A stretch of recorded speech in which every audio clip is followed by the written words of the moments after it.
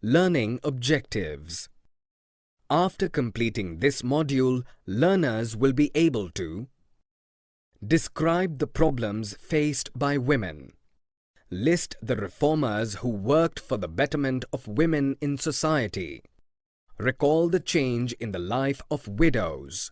Recognize the literary works for the upliftment of women in society.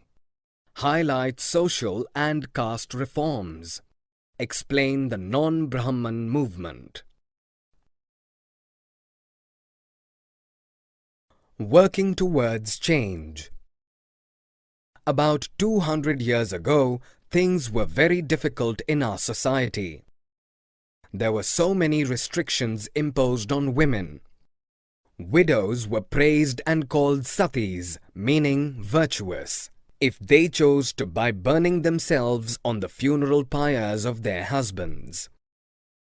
People were also divided on the basis of caste. Brahmins and Kshatriyas were considered in upper caste. The traders and money lenders were known as Vaishyas, and the lower caste were Shudras, which included peasants, artisans, weavers, and potter. Working towards change. In early 19th century, things changed because of the development of new forms of communication. Social reformers like Raja Ram Mohan Roy founded Brahmo Samaj in Calcutta. He wanted to spread the knowledge of Western education and bring the sense of freedom and equality for women. Changing the lives of widows. Raja Ram Mohan Roy started a campaign against the practice of sati. He worked for the abolishment of sati through his writings by showing that the practice of burning women had no acceptance in ancient texts.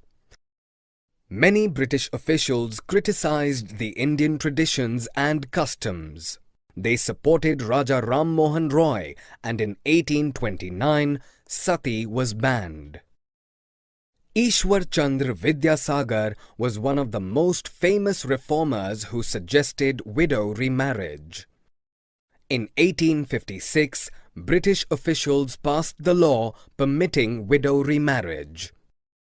In 1875, Swami Dhyanand Saraswati founded the Arya Samaj, an organization for the reformation of Hinduism.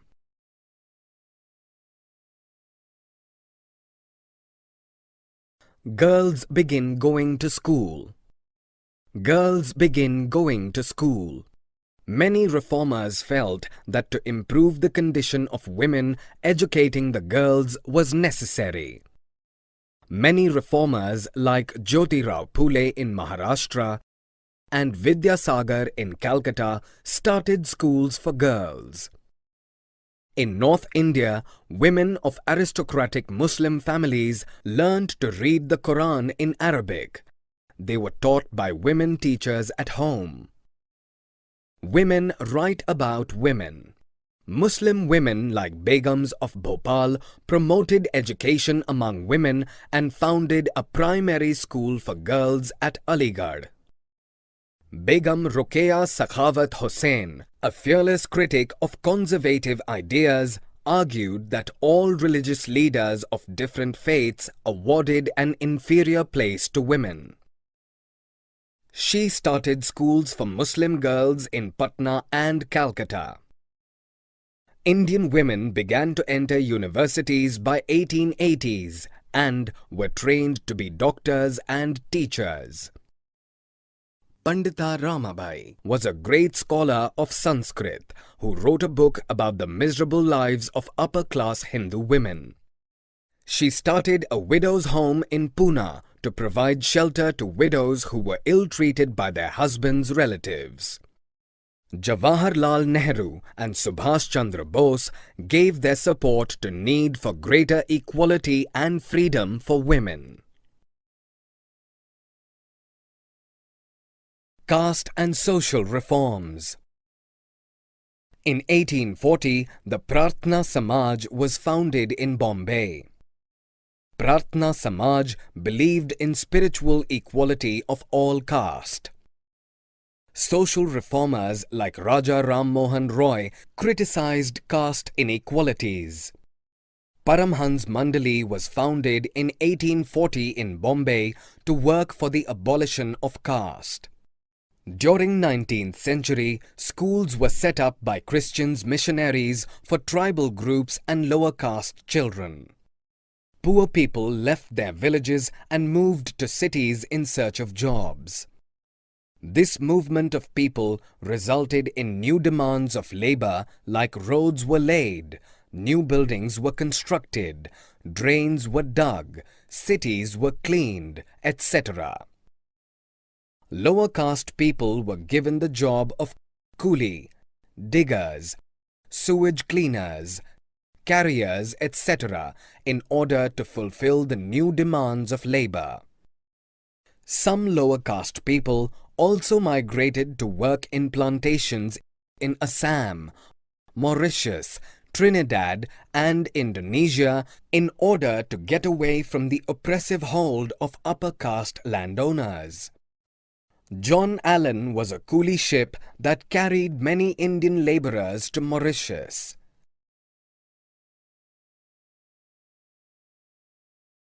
Demands for equality and justice. People of lower castes began organizing movements against caste discrimination and started demanding social equality and justice by the second half of the 19th century. Ghasidas, a lower caste, founded the Satnami movement in central India. Haridas Thakur's Matua sect in eastern Bengal worked among low-caste Chandala cultivators. Haridas questioned Brahmanical texts that support the caste system. In Kerala, Sri Narayan Guru of Ezava caste argued against the unequal treatment of people based on caste. According to Narayan Guru, all human belonged to same caste. Gulamgiri. Jyotirao Phule, born in 1827, was known as one of the most vocal low-caste leader. He attacked the Brahmans who regarded themselves as superior to others. According to Jyotirao Phule, the upper caste had no right to their land and power. The land belonged to indigenous people who were called as low castes. Phule proposed that Shudras and Atishudras should unite together to challenge caste discrimination. The Satyashodhak Samaj was founded by Phule to spread caste equality. Gulamgiri, a book written by Phule in 1873. Phule dedicated this book to Americans who had fought for the freedom of slaves. In 20th century, the movement for caste reform was continued by Dr. B.R. Ambedkar and E.V. Ramaswamy Naikar. Who could enter temples? Bhimrao Ambedkar was born into a Mahar family. As a child, he faced caste-based discrimination. Ambedkar started a temple entry movement in 1927 in order to make people realize the power of caste prejudices within the society. Ambedkar led 3 such movements for temple entry between 1927 and 1935. The non-Brahman movement. In Western India, the non-Brahman movement was the strongest in Maharashtra. Jyotirao Phule, who belonged to the Mali caste, was the intellectual head of this movement. His writings and his Satyashodhak Samaj were the foundation for this movement. Later, Shahu Maharaj, who was the Maratha king of Kolhapur, also turned against the Brahmans. The 1920s saw the rise of Dr. B.R. Ambedkar's Dalit movement. In South India, the non-Brahmin movement was called as the self-respect movement.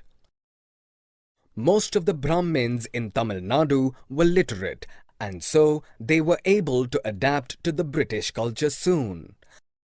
This caused a difference in between the Brahmin class and the non-Brahman classes.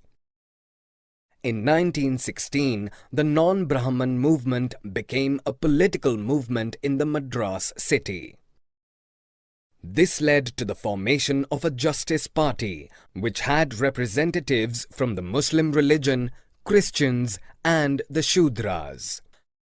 However, later there were internal conflicts within the Justice Party, and a national movement was started which attracted most of the non-Brahman peasants. E.V. Ramasamy Naikar, also known as Periyar, was an important intellectual behind this movement. He started a satyagraha in Vaikom, Kerala, on the Gandhian footsteps and supported the Harijans also.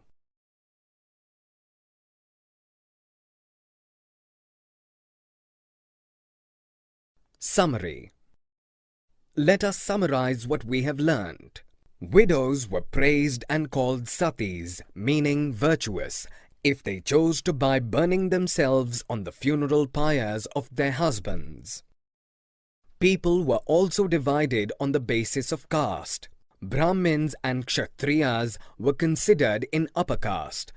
The traders and moneylenders were known as Vaishyas, and the lower caste were Shudras, which included peasants, artisans, weavers, and potter. Muslim women like Begums of Bhopal promoted education among women and founded a primary school for girls at Aligarh. Paramhans Mandali was founded in 1840 in Bombay to work for the abolition of caste.